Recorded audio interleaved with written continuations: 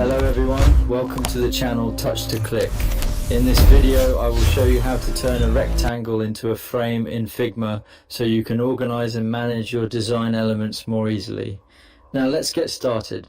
Step 1. Open your Figma file where you want to create the frame.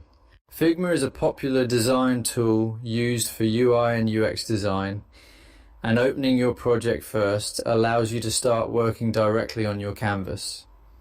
Step 2. Select the rectangle tool from the toolbar at the bottom of the screen, or simply press the R key on your keyboard. This tool allows you to quickly draw rectangular shapes that can later be converted into frames. Step 3. Click and drag your mouse on the canvas to draw a rectangle.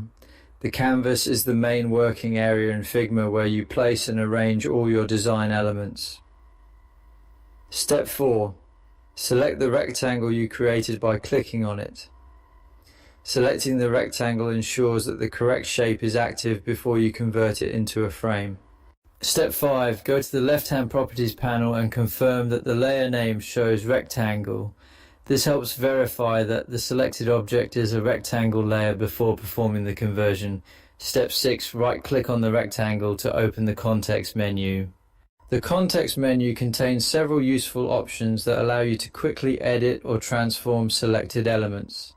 Step 7. From the context menu, click Frame Selection. This option converts the selected rectangle into a frame, which allows you to organize other design elements inside it.